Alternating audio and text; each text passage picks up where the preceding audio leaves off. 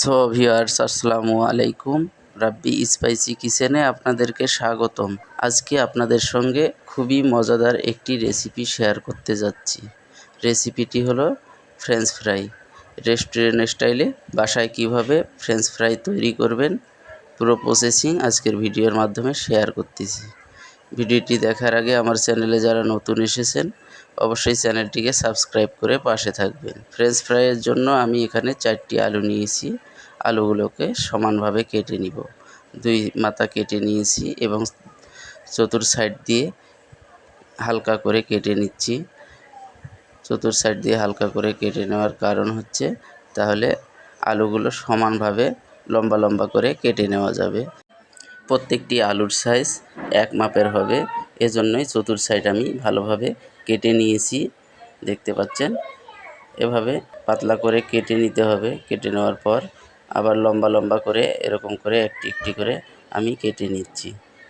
আপনারাও ট্রাই করবেন এরকম করে লম্বা লম্বা করে কেটে নেওয়ার জন্য। বেশি মোটা করা যাবে না। দেখতে পাচ্ছেন আমি কী রকম সাইজের আলুগুলোকে কেটে নিয়েছি। এরকম করে দেখিয়ে দিচ্ছি। সমানভাবে সমস্ত আলুগুলোকে আমি কেটে নিয়েছি। এখানে 4টি আলু ভালোভাবে কেটে নিয়েছি সমানভাবে।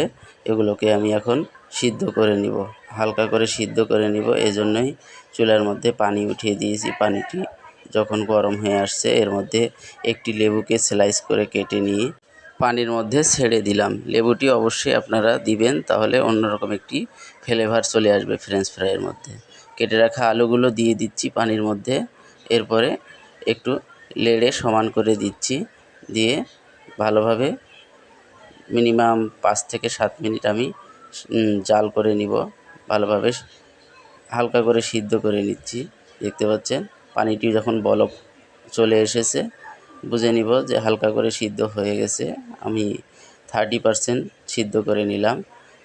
আলুগুলোকে এখন একটা জালির মধ্যে উঠিয়ে নিয়েছি। দেখতে পাচ্ছেন, জালির মধ্যে উঠিয়ে ঠান্ডা করার জন্য একটি পিরিচে ঢেলে নিলাম। দেখুন, এটাকে এখন আমি ফ্যানের বাতাসে ঠান্ডা করে নিব। তো ঠান্ডা করে নেওয়া হয়ে গেছে। এখন একটি বাটির মধ্যে আমি নিয়ে নিচ্ছি আলুগুলোকে। নিয়ে এখন এর মধ্যে কিছু মশলা অ্যাড করে ফ্রাই করে নিব। বাটির মধ্যে নিয়ে নিয়েছি। এর মধ্যে দিয়ে দিচ্ছি স্বাদ মতো লবণ। এরপরে দিয়ে দিচ্ছি গুঁড়ো মরিচ হাফ চামচ। আপনারা স্বাদ মতো গুঁড়ো মরিচ দিয়ে দিবেন। এরপরে এখানে অ্যাড করে দিচ্ছি সাদা গোলমরিচ গুঁড়ো হাফ চামচ। এর মধ্যে এখন দিয়ে দিচ্ছি একটি ডিম। ডিম দেওয়ার পরে এখানে অ্যাড করে দিচ্ছি অ্যারারুট, 1 চামচ অ্যারারুট অ্যাড করে দিলাম। এরপরে এখানে দিয়ে দিচ্ছি ময়দাও দিয়ে দিলাম 1 চামচ। এরপরে হাফ চামচ পরিমাণ বেসন আমি অ্যাড করে দিলাম। সমস্ত উপকরণ দেওয়া শেষ। ভালোভাবে মিক্স করে নিচ্ছি। পারফেক্ট ফ্রেঞ্চ ফ্রাই তৈরি করার জন্য এরকম করে ম্যারিনেশন করতে হয়। দেখতে পাচ্ছেন আমি ভালোভাবে সমস্ত আলুতে উপকরণগুলো মিক্স করে নিয়েছি। দেখুন কত সুন্দর হয়েছে মিক্সটা।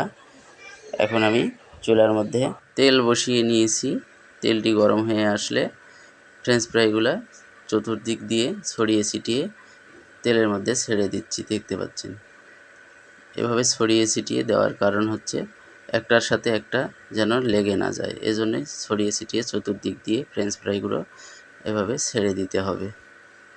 এ সময় অবশ্যই খেয়াল রাখতে হবে চুলার হিটটা যেন মিডিয়াম এবং লোর মাঝামাঝি থাকে। তো ছেড়ে দেওয়া হয়ে গেছে, আমি নেড়ে দিচ্ছি। হালকা করে ফ্রেঞ্চ ফ্রাইগুলো ভেজে নিব। পারফেক্ট ফ্রেঞ্চ ফ্রাই বানানোর জন্য 3 ধাপে ফ্রেঞ্চ ফ্রাইটি সম্পূর্ণ করে নিতে হবে। রেস্টুরেন্টগুলোতে আমরা এরকম করে ফ্রেঞ্চ ফ্রাই তৈরি করে থাকি। তো আপনারাও ট্রাই করবেন এভাবে তৈরি করার জন্য। হালকা করে ভেজে নেওয়া হয়ে গেছে। আমি ফ্রেঞ্চ ফ্রাইগুলো আলাদা প্লেটের মধ্যে উঠিয়ে নিচ্ছি। আলাদা প্লেটের মধ্যে উঠিয়ে আমি এখন আবার ফ্রেঞ্চ ফ্রাইগুলোকে ঠান্ডা করে নিব। দেখতে পাচ্ছেন আমি উঠিয়ে নিয়েছি। এগুলোকে আবার ফ্যানের বাতাসে ভালোভাবে ঠান্ডা করে নিব। এর মাঝে একটি মশলা আমি তৈরি করে নেই ফ্রেঞ্চ ফ্রাইয়ের উপর দিয়ে দেওয়ার জন্য।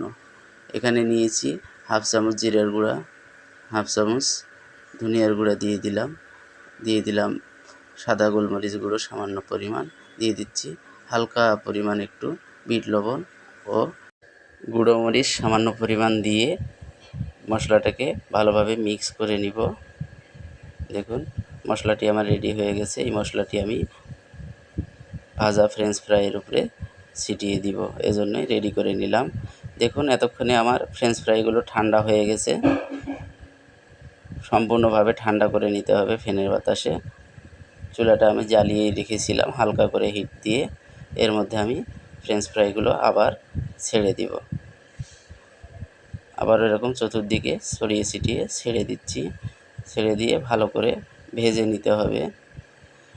মুচমুচে ফ্রেঞ্চ ফ্রাই তৈরি করার জন্য এই ধাপগুলো অবশ্যই খেয়াল রাখতে হবে। প্রথমে সিদ্ধ করে নিয়েছি হালকা করে, এরপরে তেলে ভেজে হালকা করে ভেজে নিয়ে ঠান্ডা করে আবার সম্পূর্ণরূপে তেলের মধ্যে ছেড়ে দিয়েছি। ভালোভাবে নেড়ে ছেড়ে ফ্রেঞ্চ ফ্রাইগুলো ভেজে নিতে হবে লাল লাল করে। তো আমার ভাজা প্রায় সম্পূর্ণ হয়ে গেছে। আমি এখন ফ্রাইগুলো প্লেটে উঠিয়ে নিব। দেখতে পাচ্ছেন এরকম লাল লাল হয়ে গেলে আপনারা ফ্রেঞ্চ ফ্রাইগুলো উঠিয়ে নেবেন। তো প্লেটে উঠিয়ে আপনাদেরকে একটি ফ্রেঞ্চ ফ্রাই ভেঙে দেখিয়ে দিচ্ছি কত সুন্দর মুচমুচে হয়েছে। দেখুন কত সুন্দর মুচমুচে হয়েছে আজকের এই ফ্রেঞ্চ ফ্রাইটি। আমি একজন রেস্টুরেন্ট শেফ, পারফেক্টভাবে দেখিয়ে দিলাম ফ্রেঞ্চ ফ্রাই কিভাবে তৈরি করতে হয়। তো ফ্রেঞ্চ ফ্রাইটি আমার রেডি হয়ে গেছে। গুঁড়া করা মশলাটুকু আমি এই ফ্রেঞ্চ ফ্রাইয়ের উপরে এখন ছড়িয়ে ছিটিয়ে দিব। দেখতে পাচ্ছেন স্পেশাল এই মশলাটি বানানো আপনাদের সঙ্গে শেয়ার করেছি। এই মশলাটি আমি উপরে ছিটিয়ে দিয়ে এখন অন্য প্লেটে আমি সাজিয়ে নিব। ফ্রেঞ্চ ফ্রাইগুলো অন্য প্লেটে আমি সাজিয়ে নিয়ে খেয়ে দেখাবো কত সুন্দর হয়েছে আমার আজকের এই ফ্রেঞ্চ ফ্রাইটি। দেখুন কত সুন্দর হয়েছে ফ্রেঞ্চ ফ্রাইটি। মাঝখানে আমি সস নিয়েছি। এই সসটি টমেটো সস এবং সাদা মেয়োনিজ একসঙ্গে মিক্স করে তৈরি করে নিয়েছি। তো আজকের রেসিপিটি কেমন হলো অবশ্যই কমেন্ট করে জানিয়ে দিবেন। এতক্ষণ ভিডিওটি দেখার জন্য আপনাদেরকে অসংখ্য ধন্যবাদ। আবারও দেখা হবে নতুন কোনো এক রেসিপি নিয়ে। ততক্ষণ ভালো থাকবেন, সুস্থ থাকবেন। আসসালামু আলাইকুম।